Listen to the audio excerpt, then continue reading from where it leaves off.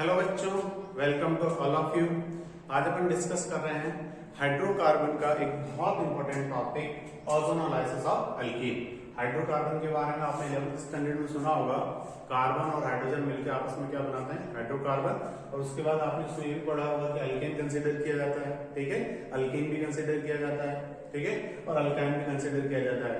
Then हमने वहां पे आप थोड़ा सा रिवाइज कीजिए, गो बैक, तो देखेंगे कि प्रॉपर्टीज ऑफ अल्कीन को आपने डिस्कस किया होगा। प्रॉपर्टीज ऑफ अल्कीन में एक हमारा वेरी वेरी इंपॉर्टेंट टॉपिक है, वो है ओजोनोलाइसिस ऑफ अल्कीन। और इस टॉपिक से बच्चों, चाहे आप जेईई का एग्जाम ले लो, चाहे आप नीट का एग्जाम ले लो, चाहे कोई अदर एग्जाम ले लो, जहां पर ये सिलेबस में है वहां पर इससे काफी अच्छे क्वेश्चन पुट अप होते हैं, ठीक है। चलिए आज हम स्टार्ट करते हैं ओजोनोलाइसिस ऑफ अल्कीन।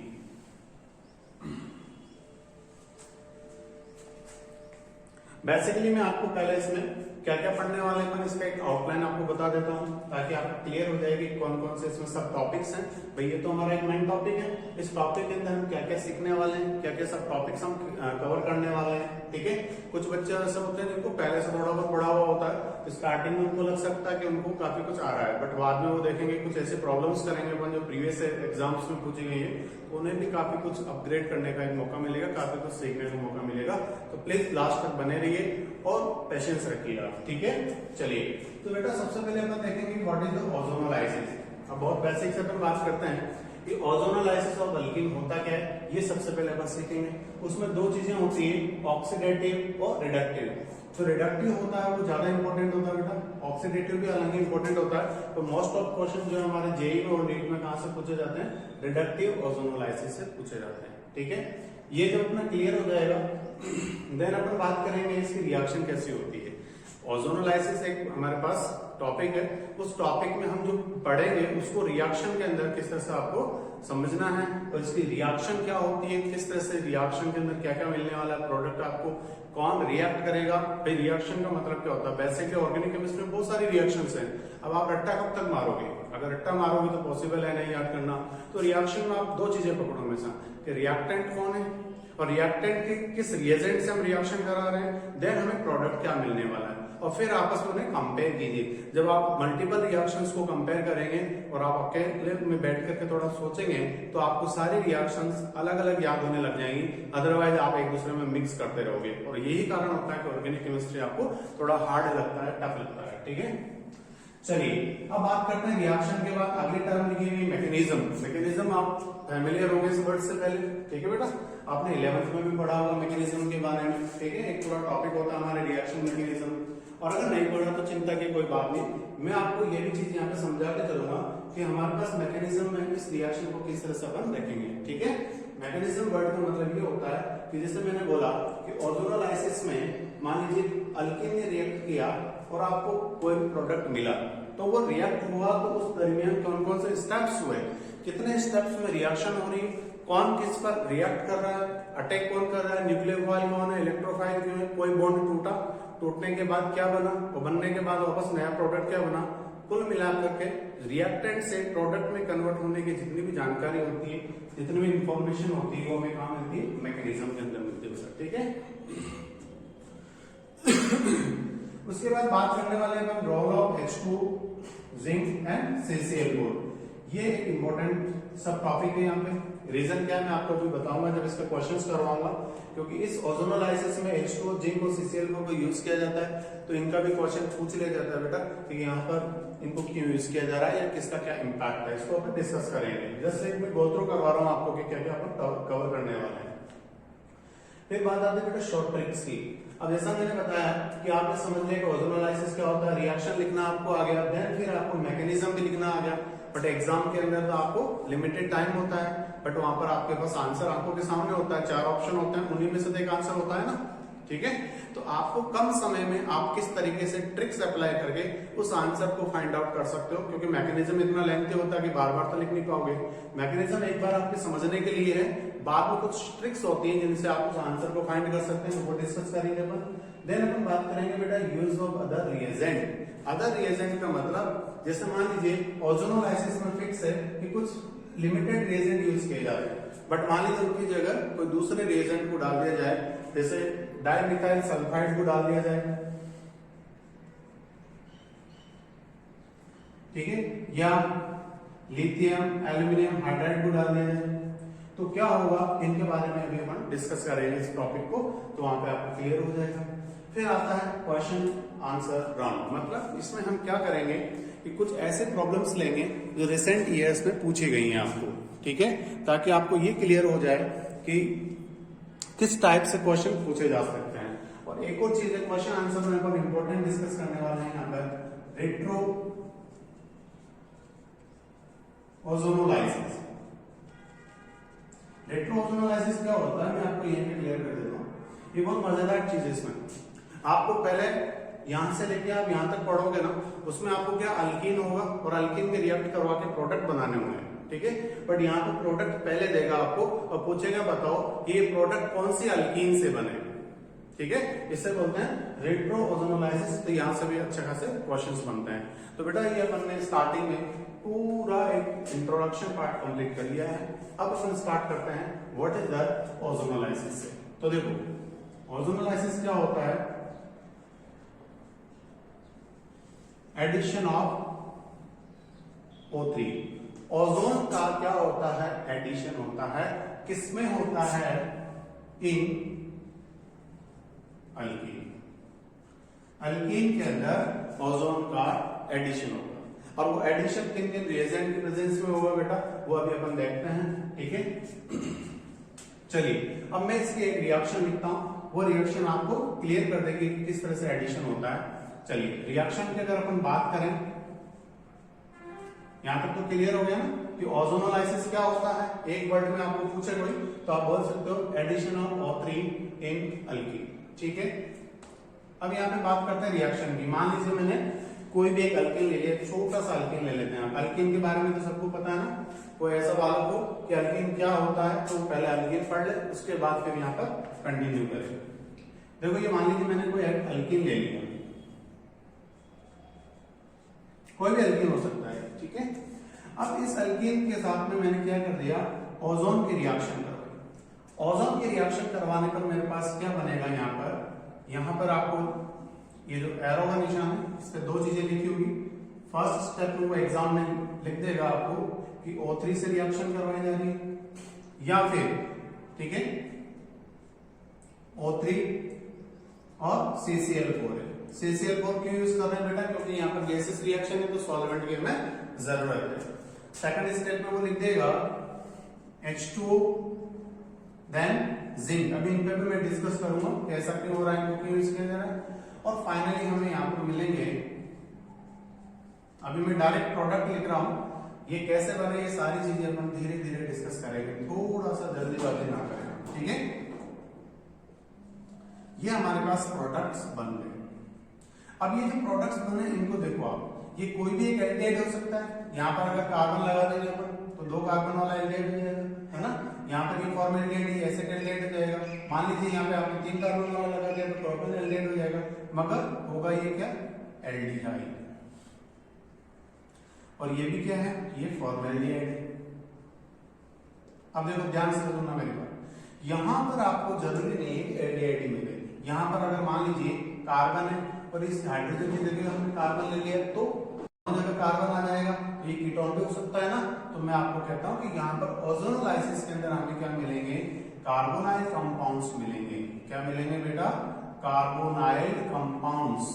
और कार्बोनाइल कंपाउंड्स में स्पेशली क्या मिलेंगे आपको, एक तो एल्डिहाइड मिलने के चांस है और दूसरा क्या है, कीटोन, ठीक है। तो अब आपको ओजोनोलाइसिस जो है उसके बारे में थोड़ा थोड़ा पता लग गया होगा कि ओजोनोलाइसिस बेसिकली होता क्या है।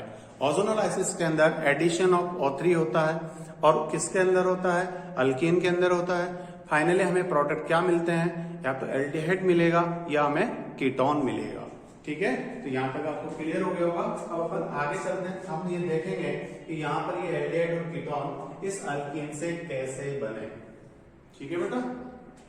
चलिए मैं आप हट जाता हूं, आप स्क्रीनशॉट ले लीजिए।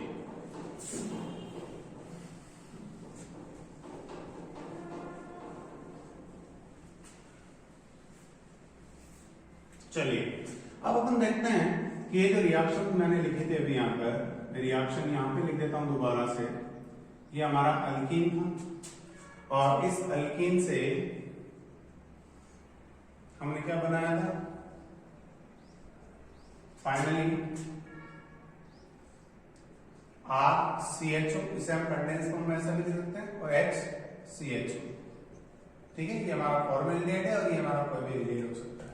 ठीक है, इसका मैकेनिज्म क्या है, आप मैकेनिज्म समझिए, उसके बाद आपको खुद को क्लियर हो जाएगा कि क्या बनने वाला है और क्या नहीं बनने वाला, जो भी बन रहा है वो क्यों बन रहा है। ठीक है, चलिए थोड़ा सा, अगर कई सारे बच्चों को क्या O3 मॉलिक्यूल के स्ट्रक्चर के बारे में थोड़ा डाउट होता है कि प्लस चार्ज कहाँ पे होता है, माइनस चार्ज कहाँ पे होता है। आपने केमिकल बॉन्डिंग के अंदर पढ़ा होगा कि फॉर्मल चार्ज नाम का एक टर्म होता है जिसे हिंदी में बोला जाता है ओबेलिस्ट आवेश। ठीक है, सॉरी नियमनिष्ठ आवेश। और यहाँ पर फॉर्मल चार्ज की आपको थोड़ी सी जरूरत पड़ेगी। O3 मॉलिक्यूल के बारे में आपको थोड़ा सा बता देता हूँ। ये ओजोन मॉलिक्यूल होता है हमारा,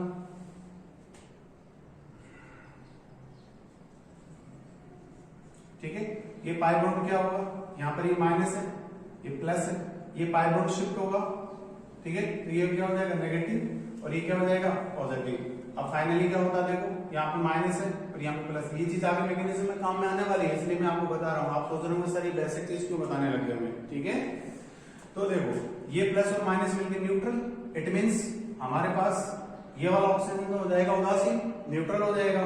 इस वाले ऑक्सीजन में कौन सा आवेश है, माइनस, और इस वाले ऑक्सीजन में कौन सा आवेश है बेटा, प्लस। अब ध्यान रखना, ऑर्गेनिक केमिस्ट्री के अंदर मैकेनिज्म यही इंपॉर्टेंट बात होती है कि ध्यान में रखना आप प्लस कहां पे अटैक होगा, माइनस पे, और माइनस का अटैक कहां पे होगा, प्लस पे। Very simple, but plus minus आपको नजर आना चाहिए। ठीक है, चलिए अब मैकेनिज्म स्टार्ट करते हैं। सबसे पहले यहाँ पर अल्कीन जो आपने लिया है बेटा, RCH डबल बॉन्ड CH। यहाँ पर पाई बॉन्ड है और एक सिग्मा बॉन्ड है। डबल बॉन्ड के अंदर क्या होता है आप सबको पता है, एक सिग्मा और एक पाई। मैं मान लेता हूँ कि ये पाई बॉन्ड है और जो ये सिग्मा बॉन्ड है। पहले जो बॉन्ड बनता है वो सिग्मा होता है और बाद में जो बनता है उसे क्या बोलते हैं, पाई बॉन्ड बोलते हैं। ठीक है, अब ये पाई बॉन्ड यहाँ पर शिफ्ट होगा इस तरीके से। ठीक है, तो यहाँ पर हो जाएगा प्लस और यहाँ पर हो जाएगा माइनस, यानी कि यहाँ पर ये पाई बॉन्ड ब्रेक हो गया। और ये ब्रेक हुआ तो यहाँ पर प्लस आया है और यहाँ पर माइनस आया। अब दिमाग की बत्ती जली आपने बोला कि सर ये कार्बन है, ये कार्बन है, दोनों इलेक्ट्रोनेगेटिव बराबर है। ठीक है, कार्बन की इलेक्ट्रोनेगेटिविटी दोनों की सेम होती है। फिर आप ये बताओ कि इसको प्लस क्यों दिया, इसको माइनस क्यों दिया। तो याद करो, आपने दो चीजें पढ़ी होगी, एक तो कार्बोकेटाइन और एक कार्बोएनाइन। यहां पर अगर हम माइनस लेंगे तो 2 डिग्री कार्बोएनाइन बनेगा जो कि लेस स्टेबल होता है, और यहां पर अगर माइनस है तो 1 डिग्री कार्बोएनाइन क्या होता है, ज्यादा स्टेबल होता है। आप कार्बोकेटाइन से देख लो, यहाँ पर 2 डिग्री कार्बोकेटाइन बन रहा है। 3 डिग्री कार्बोकेटाइन सबसे ज्यादा स्टेबल होता है, उससे कम क्या होता है 2 डिग्री होता है, उससे कम क्या होता है 1 डिग्री स्टेबल होता है। तो यहाँ पर हमारे पास एक 2 डिग्री कार्बोकेटाइन, हालांकि इसका जो कार्बोकेटाइन है वो इतना स्टेबल होगा नहीं, बट हम यहाँ पर समझ सकते हैं कि 1, चाहे कार्बोएनाइन से समझोगे तो ये 1 डिग्री कार्बोएनाइन बन रहा है। कार्बोएनाइन का मतलब होता है कार्बन पर नेगेटिव चार्ज होना, कार्बोकेटाइन का मतलब होता है कि कार्बन पर पॉजिटिव चार्ज होना। अब यहाँ पर एक कार्बन कौन सा बन रहा है, 2 डिग्री कार्बोकेटाइन है। देखो ये कार्बन दो कार्बन से डायरेक्ट लिंक किया जाए, इसको 2 डिग्री बोलेंगे, और पॉजिटिव चार्ज है तो कार्बोकेटाइन। ध्यान रखना बच्चों, 2 डिग्री कार्बोकेटाइन हो या 1 डिग्री कार्बोएनाइन हो, दोनों ही ज्यादा स्टेबल होते हैं, इसलिए हमने इस पाई बॉन्ड को इस तरह से शिफ्ट किया। ठीक है, चलो ये आ गया आपको समझ में। ठीक, अब इसके बाद आगे बात करते हैं ओजोन का क्या ख्याल है। अभी जस्ट आपको मैंने बताया कि ओजोन के अंदर बीच वाला जो ऑक्सीजन एटम है वो हमारा क्या है, न्यूट्रल है। चलिए उसे भी अपन देख लेते हैं। यहां पर क्या है, माइनस चार्ज है, और यहां पर क्या है, प्लस चार्ज है। करेक्ट। अब यहां पर देखो प्लस, अभी मैंने बताया था कहां पर अटैक करेगा, बोलो प्लस कहां पर अटैक करने वाला है, माइनस पे। और यहां पर इसका जो प्लस है वो किस पे अटैक करने वाला है, इस माइनस पे। थोड़ा सा दिमाग लगाओ, कहां कहां जुड़ेंगे दोनों ऑक्सीजन, आपको पता चल रहा होगा क्लियरली। तो आपका जो प्रोडक्ट है वो क्या बनने वाला है, देखो आपका प्रोडक्ट बनने वाला है R, मैंने CH लिख दिया। इस CH पे ये वाला ऑक्सीजन आके जुड़ जाएगा। ठीक है, ये वाला ऑक्सीजन आके जुड़ गया। फिर यहाँ पर सिंगल बॉन्ड है, ये CH2 और ये माइनस था यहाँ पे, इस माइनस को भी क्या होगा, ऑक्सीजन जुड़ जाएगा, ठीक है, ये ऑक्सीजन जुड़ गया और ये बीच वाला जो ऑक्सीजन है इन दोनों के बीच में। ये जो प्रोडक्ट आपका बना इसका नाम होता है मोलोजोनाइड। बड़ा प्यारा नाम है। मोल मोल मत खेलना यहाँ पर, आपको फिजिकल केमिस्ट्री अगर याद आ जाए तो मोल मोल के बारे में बात मत करना, वहां से कोई रिलेवेंस नहीं है। एक बार एक बच्चे ने बोला सर मोल का कोई काम है क्या, मोलोजोनाइड नाम है, कुछ भी बोल देते हैं बच्चे। चलिए मोलोजोनाइड जो यहाँ पर बना है ये आपका हाईली अनस्टेबल होता है। मैं क्या बोल रहा हूं, थोड़ा ध्यान देना बच्चों। हाईली अनस्टेबल, मैंने अनस्टेबल नहीं बोला, मैंने बोला हाईली अनस्टेबल, मतलब बहुत बहुत कम स्टेबल होने वाला है। ऐसा क्यों, रीजन है अभी देखते हैं, ठीक है। चलिए तो मोलोजोनाइड जो यहाँ पर बनेगा हमारा वो हाईली अनस्टेबल होगा, और हाईली अनस्टेबल होने के मतलब होता है, उसका रीजन अभी मैं डिस्कस कर दूंगा।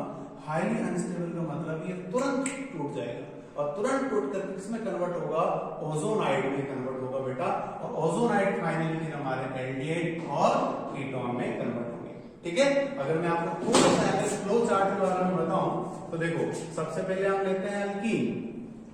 अल्कीन की रिएक्शन हम करवाते हैं किससे, O3 से, हमारा बनता है डायरेक्टली मोलोजोनाइड। कई किताबों में सीधा ओजोनाइड लिखा हुआ मिलता है, बट पहले बनता कौन है, मोलोजोनाइड। और बोलो आप ही साथ साथ नाम बोलते रहो तो याद हो जाएगा, मोलोजोनाइड। भाई मोलोजोनाइड किसमें कन्वर्ट होता है बेटा, ओजोनाइड में कन्वर्ट होता है, और ओजोनाइड फाइनली किसमें कन्वर्ट होता है, कार्बोनाइल कंपाउंड में। और कार्बोनाइल कंपाउंड अभी आपने देखे हैं कौन कौन से होते हैं अपने, एक तो एल्डिहाइड होता है और दूसरा क्या होता है, कीटोन होता है। तो बेसिकली हम जो बात करने वाले हैं वो इन्हीं के बारे में बात कर रहे हैं।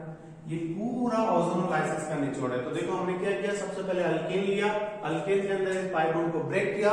पाई बॉन्ड को ऐसा क्यों ब्रेक किया, वैसा क्यों नहीं किया, तो इसका रीजन है कि यहाँ पर 2 डिग्री कार्बोकैटायन बन रहा है जो कि ज्यादा स्टेबल है, फेवरेबल कंडीशन है, और यहाँ पर 1 डिग्री एनायन बन रहा है जो कि ज्यादा स्टेबल है। तो दोनों ही चीजें ज्यादा स्टेबल की ओर जा रही है। तो चाहे आप इससे समझ लो चाहे आप इससे समझ लो, जो जिसको अच्छा लगे वो कॉन्सेप्ट समझ सकता है, ठीक है बेटा।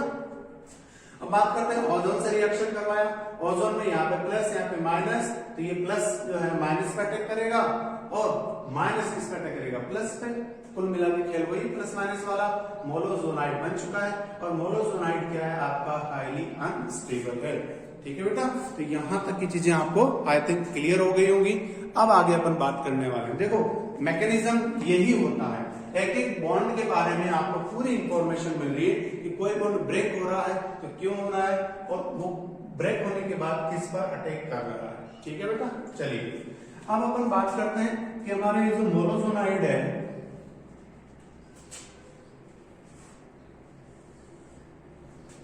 मैं यहां पे लिख देता हूं दोबारा से।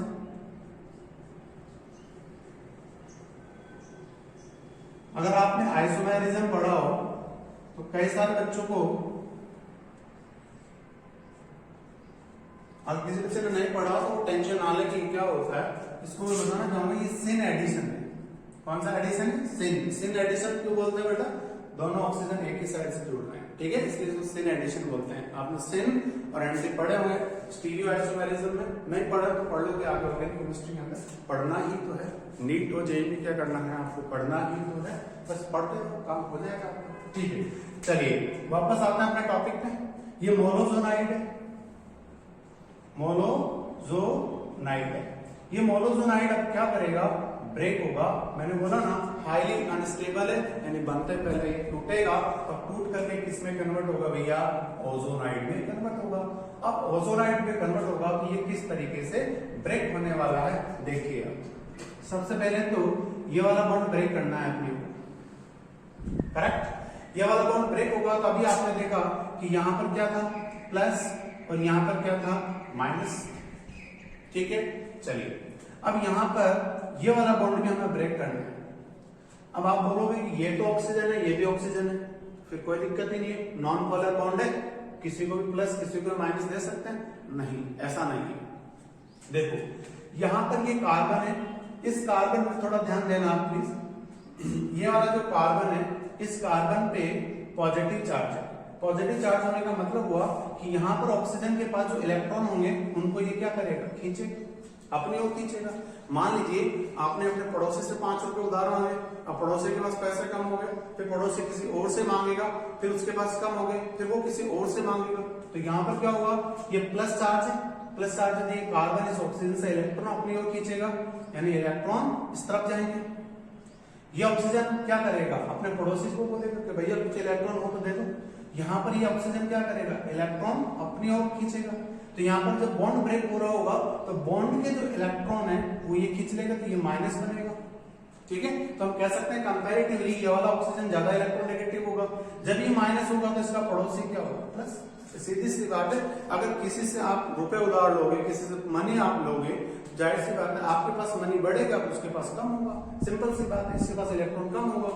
अच्छा, अगर कोई इसको इस तरीके से ना समझे तो यहां से समझ सकता है, ये माइनस है, माइनस एक बात बताओ, यहां से इलेक्ट्रॉन अगर इधर जाना चाहे तो माइनस क्या इलेक्ट्रॉन को एक्सेप्ट करेगा, नहीं करेगा, रिपेल करेगा, वापस धक्का लगाएगा, इलेक्ट्रॉन को पुश करेगा इधर, यहां से इलेक्ट्रॉन इधर शिफ्ट होंगे, इलेक्ट्रॉन शिफ्ट होंगे तो ये ऑक्सीजन क्या करेगा, पड़ोसी को इलेक्ट्रॉन शिफ्ट कर देगा।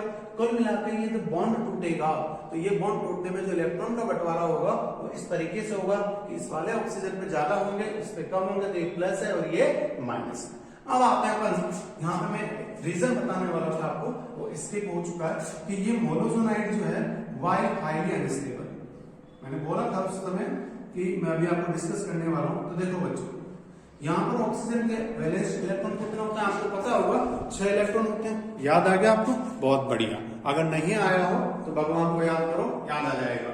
क्या कर सकता है, जो बच्चा अगर ओजोनल आइसिस को समझना चाहता है और अगर उसे वैलेंस इलेक्ट्रॉन नहीं पता हो तो फिर तो भगवान भी कुछ नहीं कर सकते। ठीक है, चलिए आते हैं वापस टॉपिक पे। अब यहाँ पर क्या है, 3 ऑक्सीजन है, तीनों ऑक्सीजन के पास में क्या है, लॉन पेयर्स है, और लॉन पेयर जब एक दूसरे लॉन पेयर के सामने आते हैं तो लॉन पेयर को क्या करेगा बेटा, आंख दिखाएगा। आंख दिखाने का मतलब हुआ, सिंपल वर्ड्स में बोले तो रिपल्शन होगा। बोलो क्या होगा, रिपल्शन।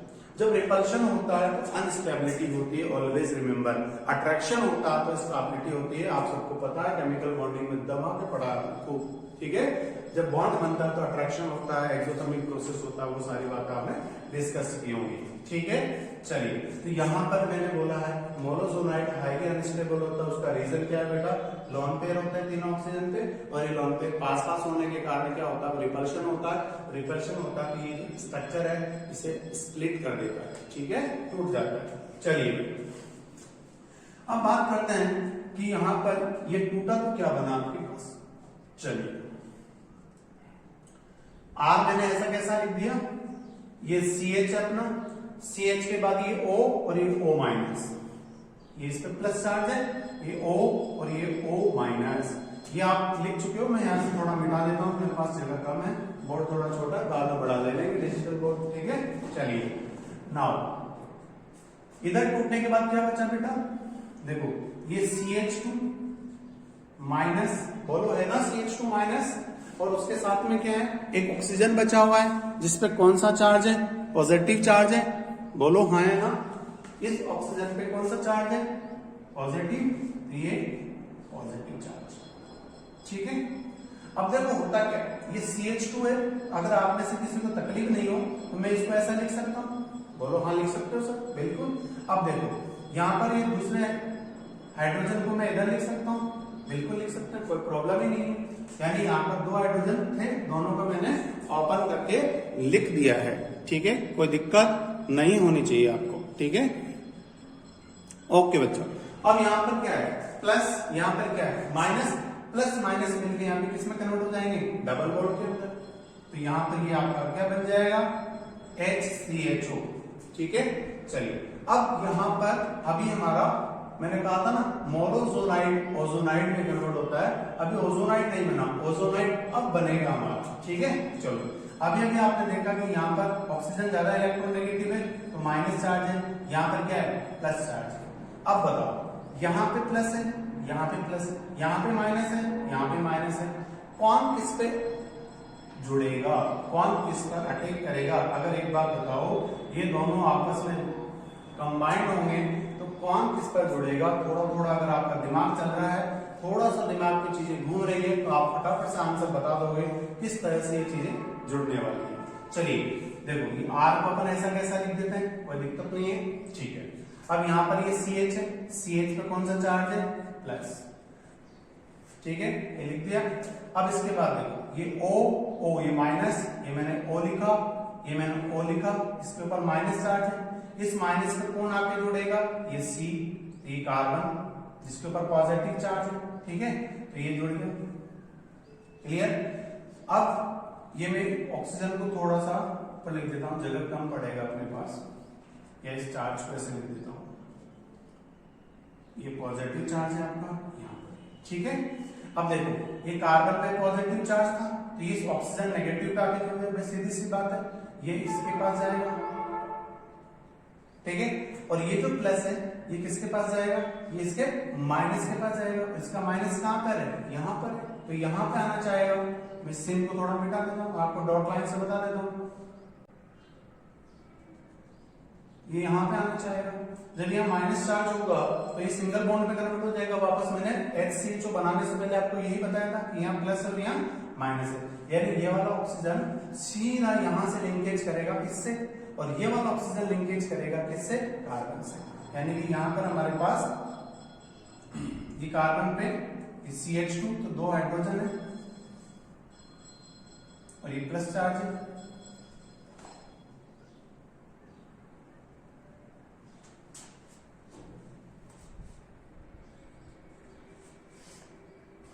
ठीक है, और ये ऑक्सीजन जो हमारा है ये यहां पर लिंकेज कर लेगा, ठीक है। ये जो हमारा बना है इससे अपन बोलते हैं ओजोनाइड। क्या बना बच्चों, ओजोनाइड। अब गौरता से आप इसके स्ट्रक्चर को देखो 2 मिनट के लिए। ये जो ओजोनाइड है अपना, ये भी लेस स्टेबल होता है बट कंपैरेटिवली थोड़ा स्टेबल होता है। ये ओजोनाइड फाइनली किसमें टूटेगा, एल्डिहाइड ऑफ कीटोन में। यहाँ तक की बात आपको समझ में आ गई होगी, आयो एक बार और मैं बता देता हूँ आपको, फिर आगे अपन इस सबको इरेज करके आगे रिएक्शन को कंटिन्यू करेंगे। चलो ये हमारे पास क्या मोनोजोनाइड है, मोनोजोनाइड में हमने ये वाला बॉन्ड ब्रेक किया और यहाँ पर ऑक्सीजन ऑक्सीजन का ये वाला बॉन्ड ब्रेक किया, हमारे पास बना RCHOO माइनस और HCO, ठीक है, H। फिर उसको HCHO जो हमारे पास फॉर्मेल्डिहाइड बना, उसमें हमने देखा कि ऑक्सीजन ज्यादा इलेक्ट्रोनेगेटिव है, तो ये नेगेटिव है, ये पॉजिटिव है, प्लस किस पे जुड़ेगा, माइनस पे, माइनस किस पे जुड़ेगा, प्लस पे, और ये स्ट्रक्चर बन चुकी है। आप देखो इस स्ट्रक्चर में और इस स्ट्रक्चर में काफी अंतर है। कैसे, इसमें तीनों ऑक्सीजन एक तरफ है, इसमें देखो ये एक हट जैसी, हट जानते हो ना आप, झोंपड़ी या टापरी जिसको बोलते हैं, उसके जैसे स्ट्रक्चर है हमारी इस तरह से, ठीक है ना। यानी यहाँ पर एक ऑक्सीजन अपोजिट डायरेक्शन में जा चुका है, जबकि 2 ऑक्सीजन इधर है। ये हमारा ओजोनाइड है, और अब फाइनली आगे अपन कंटिन्यू करेंगे कि ओजोनाइड किस तरीके से ब्रेक होता है, ठीक है स्टूडेंट्स। चलिए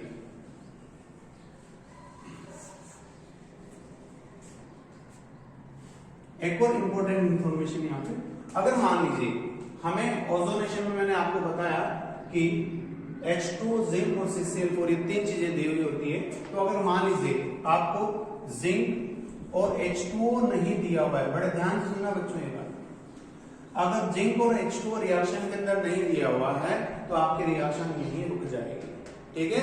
यानी उस केस में आपको प्रोडक्ट क्या मिलेगा, केवल ओजोनाइड। जैसे मान लीजिए इसमें दे दिया RCH डबल बॉन्ड CH2, ठीक है, फर्स्ट में यहाँ पे लिख दिया O3, ठीक है, और CCl4, ठीक है, मेंशन कर दिया।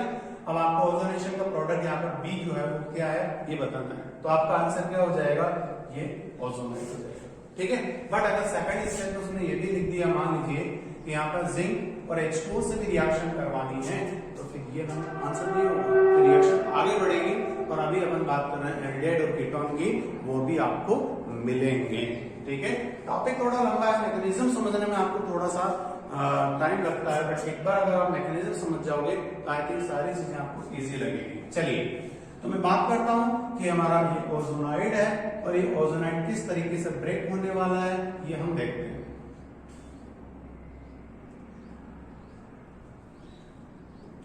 सारे क्वेश्चंस करवाऊंगा बेटा मैं आपको, इससे चिंता की कोई बात नहीं, ठीक है, क्लियर। सारे क्वेश्चंस मतलब जैसे कि कभी कोई एरोमेटिक हमें दे दे तो क्या करें, मल्टीपल पाई बॉन्ड हो तो क्या करें, शॉर्ट कट जब बताऊंगा तो सबके लिए बता दूंगा मैं आपको, बस एक बार समझ लीजिए, ठीक है। चलिए ये हमारा ओजोनाइड है, ठीक। अब इसका जब अपन यहाँ पर रिएक्शन करवाते हैं किससे, जिंक की प्रेजेंस में H2O से, यानी यहां पर जिंक और H2O से रिएक्शन हो रहा है तो क्या होगा, यहां पर आपको ये जो बॉन्ड है इस तरीके से ब्रेक करना है, थोड़ा ध्यान देना, इस तरीके से ये बॉन्ड ब्रेक होंगे आपके,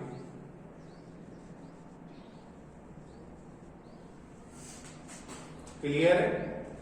बॉन्ड इस तरीके से अपन को ब्रेक करना है, क्यों करना है इसका भी मैं आपको रीजन बता देता हूं। चलिए अब देखो हमारे पास जब इसको ब्रेक करेंगे तो देखो ये कार्बन क्या था हमारा प्लस, ये कार्बन क्या था माइनस, तो प्लस के बाद ये जो ऑक्सीजन है इस प्लस के कारण ये कैसा बन जाएगा, बॉन्ड टूटने पर माइनस कंपैरेटिवली, और ये क्या बन जाएगा प्लस, ठीक है। देखो बॉन्ड ब्रेक करने पर क्या बचा, आप इस तरीके से देखो यहां से इसको कट कर दिया तो यहां पर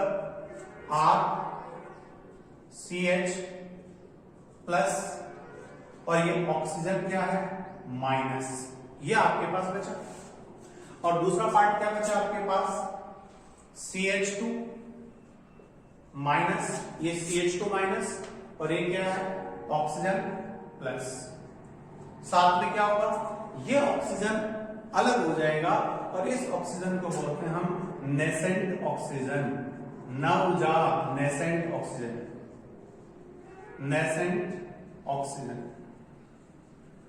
ये न्यूट्रल है।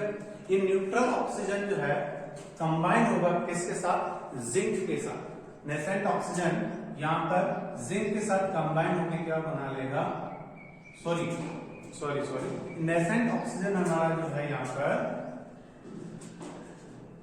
H2O से कंबाइन होगा और साथ में बनेगा H2O2, क्या बनेगा बेटा H2O2, H2O से कंबाइन होगा और नेसेंट ऑक्सीजन क्या बनाएगा H2O2। चलिए तो यहां पर हमने देखा कि H2O का जो रोल था वो क्या था, H2O का रोल था इस ऑक्सीजन को बाहर निकालना ताकि ये ऑक्सीजन आगे कोई ना कोई इंपैक्ट ना डाले और यहां पर H2O2 बन जाता है। अभी H2O2 क्या होता है, माइल्ड ऑक्सीडेंट होता है, ठीक है।